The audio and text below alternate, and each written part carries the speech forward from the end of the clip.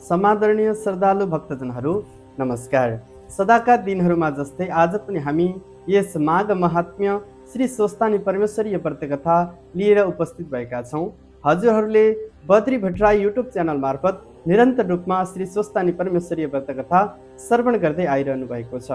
हजुरहरू जो देश विदेश र आफ्नो जस्तोसुकै कर्ममा भए पनि मनमा भक्ति राखेर व्रत नलिए पनि श्री स्वस्तानी परमेश्वरी व्रत कथा श्रवण गर्नुभयो भने तपाईहरूको जीवनमा आइपरेका सम्पूर्ण सङ्कटहरू स्वस्तानी माताको परम कृपाले नष्ट भएर जानेछन्। तपाईहरूको जीवनमा सुख शान्ति समृद्धि प्राप्त हुनेछ र भगवानको अनुकम्पा निरन्तर रहिरहनेछ।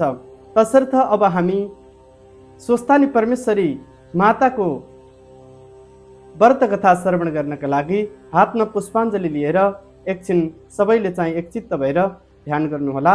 र आज हामी पुष्पाञ्जली गर्नका लागि तयार भएका छौँ। सबैजना अब हातमा फुल अक्षता चन्दन लिएर पुष्पाञ्जलीका लागि तयार भएर बसिदिनुहोला। ओम श्री गणेशाय नमः। ओम श्री सरस्वत्यै नमः। ओम श्री स्वस्तानी परमेश्वर्यै नमो नमः। ओम नमस्तुते महादेवी स्वस्तानी परमेश्वरे त्रिलोक जननी नित्ये प्राणिनां पापहारिणी। ओम यं ब्रह्मा वरुणेन्द्र रुद्र मरुता स्तुन्वन्ति दिव्यैस्तवैर् वेदैः साङ्गपद क्रमोपनिषदैर् गायन्ति यं सामगां। ध्यानावस्थित तद्गतेन मनसा पश्यन्ति यं योगिनो यस्यान्तं न विदुः सुरासुरगणा देवाय तस्मै नमः। श्रीमच्चन्दनचर्चितोज्ज्वलवपो शुक्लम्बरा मल्लिका मालालं कृतकुण्डला परविलसन् मुक्तावली शोभितां।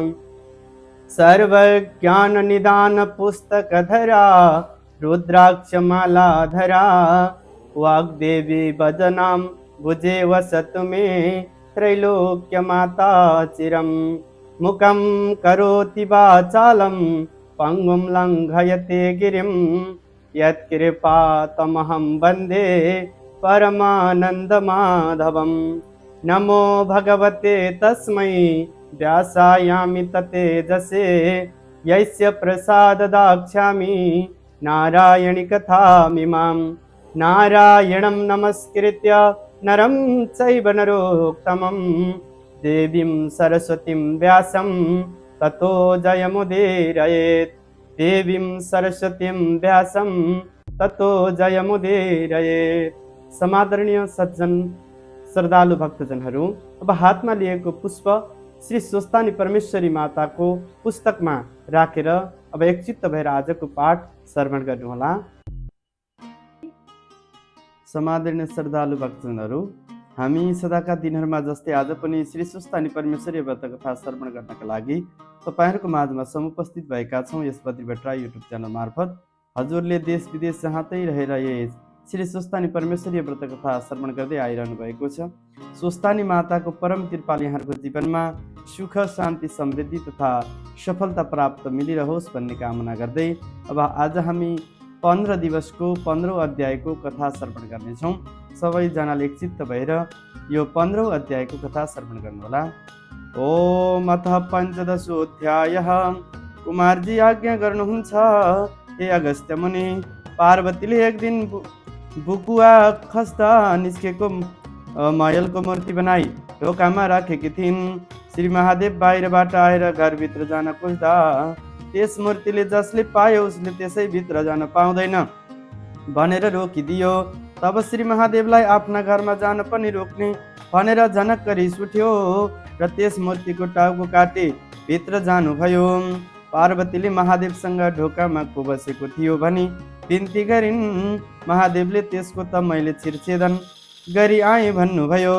अनि पार्वतीले त्यो त मेरो पुत्र हो, किन त्यसको शिरछेदन गर्नुभएको भनी अति करुण शब्द गरी रुँदै शोक गर्न लागिन्।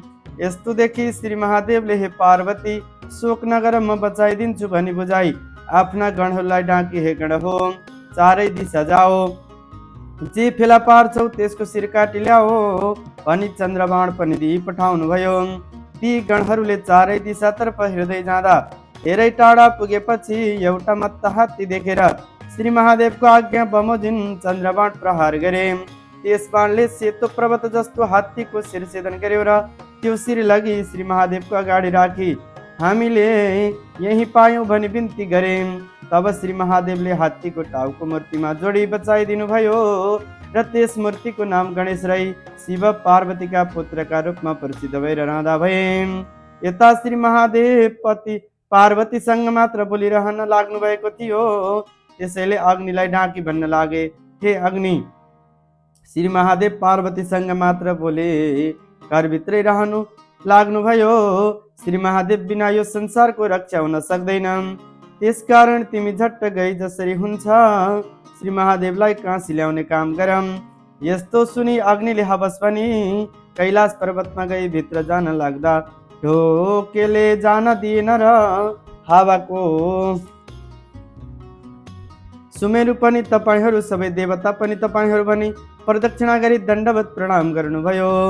सुमेरु भनेका तिनीहरू नै हुन्, तपाईले वरदान मिल्ला। यस्तो सुनि मुसालाई बेस भनिन् भन्दै गणेशजी श्री महादेव पार्वती र गंगा बसेका ठाउँमा गई अञ्जली बाँधी मेरा सुमेरु पनि तपाईहरू अरू सबै देवता पनि तपाईहरू भनी 3 फेरा प्रदक्षिणा गरे दण्डवत प्रणाम गरे। अनि महादेव खुसी भई हे बुद्धिमान गणेश, वरदान ल्याऊ स्वर्ग मर्त्य र पाताल तिनै लोकमा जसले जे कार्य गरे पनि पहिले तिम्रो पूजा गरून्, तिम्रो पूजा नगरी गरेको काम पुरा नहोस् भनी वरदान दिनुभयो। उता सुमेरु प्रदक्षिणा गर्न गएका कुमार नआएकाले गंगाले चिन्तित हुँदै श्री महादेवसँग बिन्ती गरिन्, हे ईश्वर, गणेशलाई वरदान दिनुभयो, मेरो पुत्र कुमार भने आइपुगेन। यस्तो सुनि श्री महादेव आज्ञा गर्नुहुन्छ, हे गंगा, श्री स्वस्थानी परमेश्वरीको व्रत गर अनि तिम्रो पुत्र आइपुग्ला। यस्तो सुनि गंगाले हवस पनि विधि सोधी पौष शुक्ल पूर्णिमाको दिनदेखि हात घुँडाका नङ काटी स्नान गरी शुचि भई एक भक्त रही एक चित्त गरी मेरो पुत्र कुमार चाँडै आइपुगोस् भनी नित्य मध्याह्न कालमा श्री महादेवको पूजा गर्न लागिन्।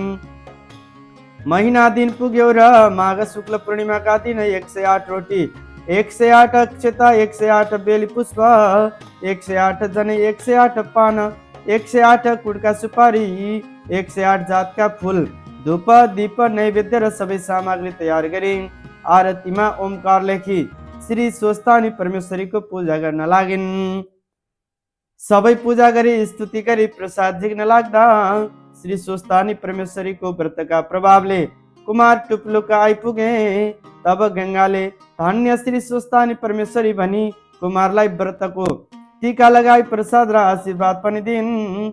कुमारले श्री महादेवसित गई साष्टाङ्ग प्रणाम गरी, हे पिता, मलाई पनि वरदान दिनुहोस् भन्ने। यस्तो सुनि श्री महादेवले, हे कुमार, स्वर्ग मर्त्य र पाताल तिनै लोकमा कसैले केही कार्य गर्दा गणेशको पूजा गरेपछि अरूको भन्दा पहिले तिम्रो गरेर मात्र कार्य सिद्धि होस्, नत्र नहोस् भनी वरदान दिँदा भए।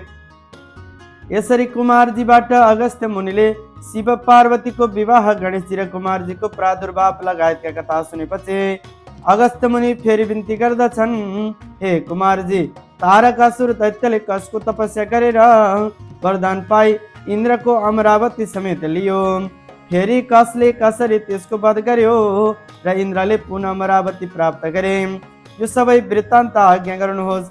यस्तो सुनि कुमारजी आज्ञा गर्नुहुन्छ, कश्यप ऋषिको पुत्र तारकासुर दैत्य दुग्ध प्रवास नाउँको तीर्थमा स्नान गर्न गएको थियो। त्यहाँ पेची मुनिले तपस्या गरिरहेको देखेर तारकासुरलाई पनि तपस्या गर्न मन लाग्यो। उसले पेची मुनिलाई सोध्यो, हे मुनीश्वर, हजुरले तपस्या गर्नुभएको देखेर मलाई पनि तपस्या गर्न साह्रै मन लाग्यो, त्यसैले कहाँ गएर कसको तपस्या गर्नु उपयुक्त होला, यसबारे बताई म माथि कृपा गर्नुहोस्।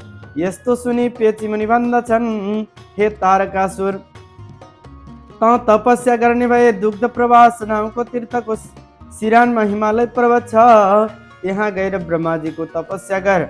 त्यस्तो सुनि तारकासुर त्यसैबाट हिमालय पर्वतमा गयो। त्यहाँ उसले ठुलो कष्ट गरी 1000 वर्षसम्म ब्रह्माजीको तपस्या गर्यो।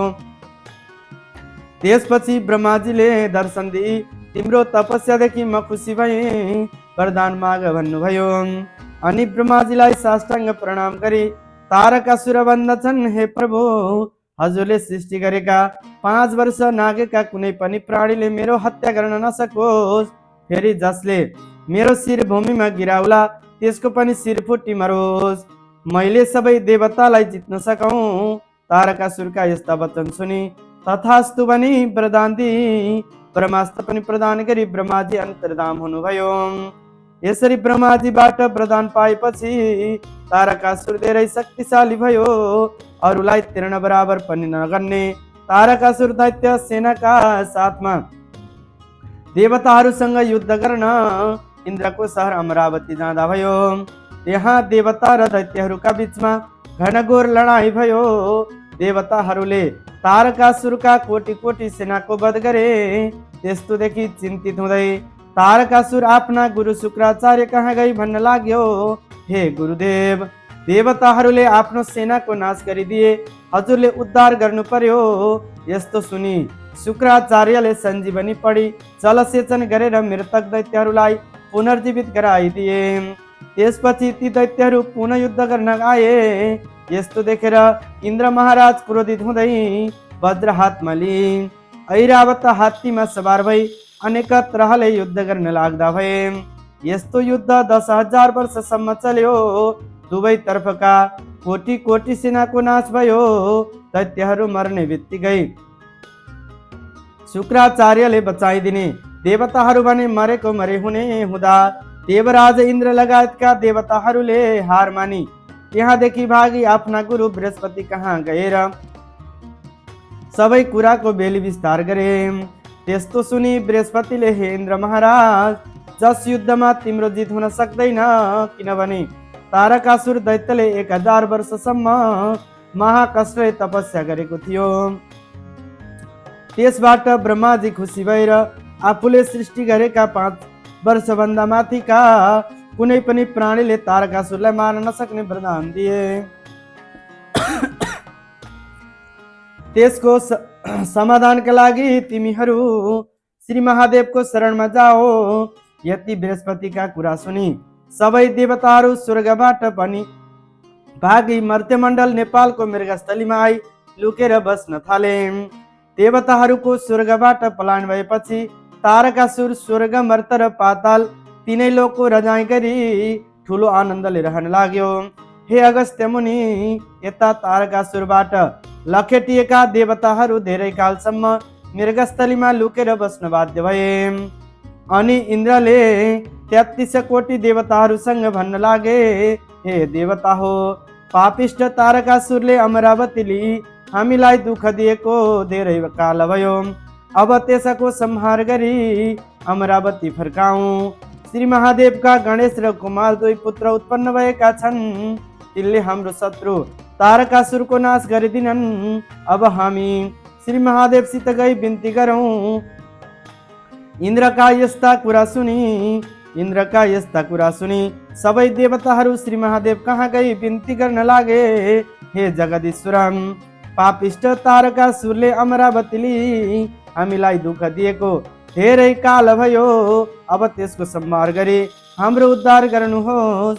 यस्तो बिन्ती सुनि श्री महादेव आज्ञा गर्नुहुन्छ, हे देवता हो, तारकासुरलाई मैले मार्नु हुँदैन, त्यसलाई मेरा पुत्र कुमारले मारिदेलान्। अब सबै देवता, यक्ष, गन्धर्व, किन्नर, भूत, प्रेत र पर्वतगणलाई साथमा लिई कुमारलाई सेनापति बनाई युद्ध गर्न जाओ। अनि म पनि जाउँला। श्री महादेवको यस्तो आज्ञा सुनि हवस भन्दै देवताहरूले युद्धका लागि पिनाका धनुको सायद सारे। यसरी सायद गरे पनि युद्धमा सहभागिताका लागि देवताहरूले गणेशलाई बोलाउन बिर्सेछन्। तब गणेशले आफ्नो वाहन मुसासित गई भने, हे मुसा, मलाई वरदान दिएको आजै अन्यथा गरे, अब के गर्ने?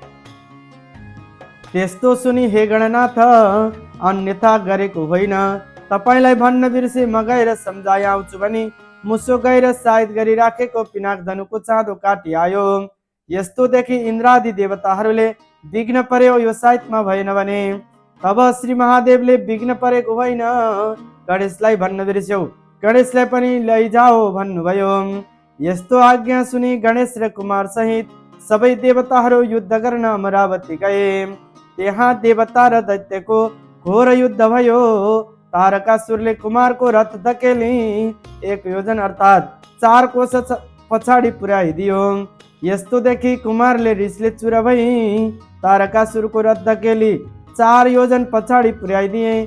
तब तारकासुर दैत्यले रिसाएर खड्गले हान्यो।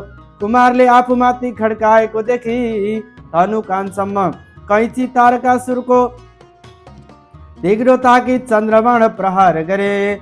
दिनका सूर्य अस्थायी रातका तारा नदेखिने बेलामा पारी प्रहार गरिएको त्यस बाणले तारकासुरको शिर काटिदियो। ठिक त्यसै बेलामा श्री महादेवले तुरुन्त गई तारकासुरको शिर भूमिमा पर्न नपाउँदै समाति लिनुभयो। तारकासुरको गिड मात्र भूमिमा गयो। त्यस्तो देखि दैत्य सैनिकहरू 10 दिशातिर भागी आफ्नो ज्यान जोगाउन लागे। तारकासुरमाथि विजय प्राप्तिपछि श्री महादेव साँडेमा चढे। इन्द्रादि देवता, यक्ष, गन्धर्व, किन्नर, भूत, प्रेत, पिशाच र परमथगण सहित भई सबै देवताहरूबाट धन्य धन्य भनिएका कुमारजीलाई अघि लगाई कैलाश पर्वतमा जानुभयो। तब इन्द्रादि देवता बिन्ती गर्छन्, हे जगदीश्वर, हजुरका कृपाले शत्रुको संहार गरी अमरावती हात पार्न सफल भयौं। अब आज्ञा पाए जाँदा हौ। यस्तो सुनि श्री महादेवले देवताहरूलाई तिमीहरूको राज्य अकण्टक होस् भनी बिदा दिनुभयो। इन्द्र पनि श्री महादेवलाई साष्टाङ्ग प्रणाम गरी देवताहरूलाई साथमा लिई अमरावती गई आनन्दले रहे। जय जय श्री स्कंद पुराणे केदार खन्ने माघ महात्म्ये कुमारगस्त संवादे श्री स्वस्तानि परमेश्वरी व्रत कथायां तारकासुर दैत्यवधो नाम 15 हरये नमः। बोले श्री स्वस्तानि परमेश्वरी को जय हो। समादरणीय प्रिय भक्तजनहरू, अब पुष्पाञ्जलीका लागि सबैले पुनः हातमा फूल अक्षता चन्दन लिएर एकचित्त भएर ध्यान गर्नुहोला।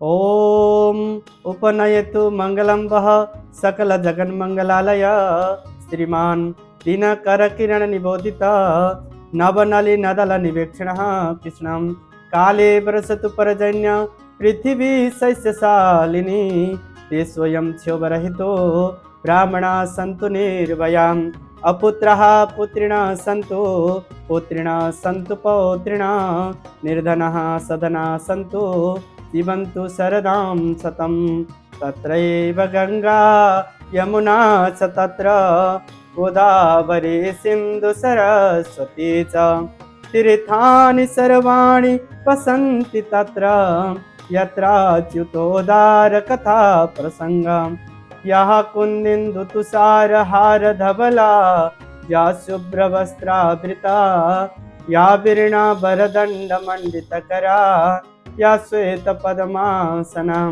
या ब्रह्माच्युत शंकरा प्रभृतिभिर्देवैः सदा वन्दिता सा मां पातु सरस्वती भगवते निशेषजाड्यापहा कायेन वाचा मनसन्दिर्वा बुद्ध्यात्मना वा प्रकृतिर्स्वभावात् करोमि ह्यद्यत् सकलं परस्मै नारायणायेति समर्पयेत् नारायणायेति समर्पयेत्। आदरणीय श्रद्धालु भक्तजनहरू, अब हातमा लिएको पुष्प श्री सुस्तानी परमेश्वरीको पुस्तकमाथि अर्पण गरी एकचित्त र भक्तिपूर्वक प्रणाम गर्नुहोला। र समादरणीय सज्जन भक्तजनहरू, आजको श्री सुस्तानी परमेश्वरीय व्रत कथा यस बद्री भट्टराई युट्युब च्यानल मार्फत हामीले श्रवण गरेर सकिसकेका छौँ। भोलि पुनः अर्को अध्यायको कथा लिएर हजुरहरू समक्ष उपस्थित हुने बाचा गर्दै म आचार्य बद्री प्रसाद भट्टराई तपाईँहरूको माझबाट बिदा चाहन्छु। नमस्कार। जय स्वस्तानी माता।